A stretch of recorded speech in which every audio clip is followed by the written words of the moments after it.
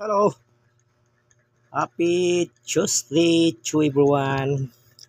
Karon na naman ako nagbabalik upload guys. Mga maliit na mutya ang anak ako. Galing sa ating inang kalikasan tulad dito. Ito yung bato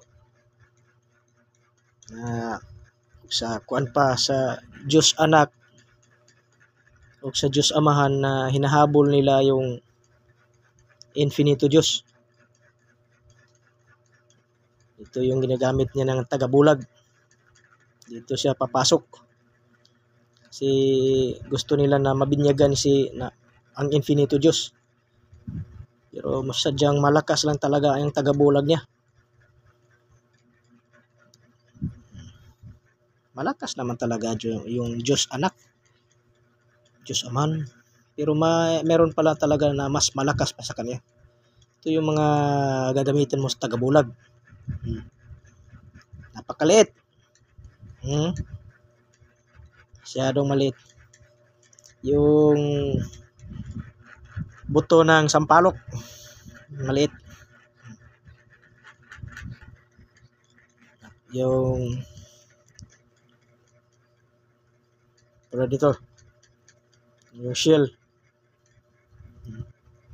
maliit na shell. Yung sa Bisaya pa buta-buta. Itong ganitong klaseng bato na magnetic, may halong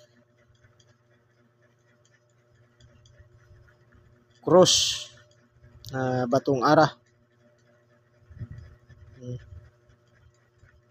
Ayaw magpakita na naka-cross.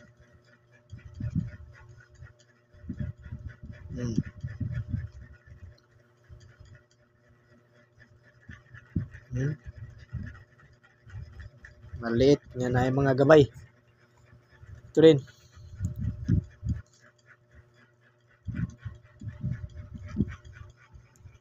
Hira lang talaga na magkaroon ka ng mga ganitong klaseng mga mutya na maliit. Tulad yun. Sobrang maliit. Yung iba tinatawag nila tong suso. Pero yun, maliit na suso.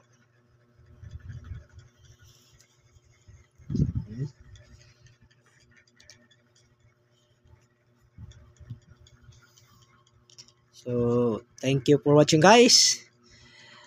Huwag kalimutan na i-share po ang aking mga video guys para palagi kayong updated sa aking mga video. Thank you so much guys. Thank you for watching. Napakalit.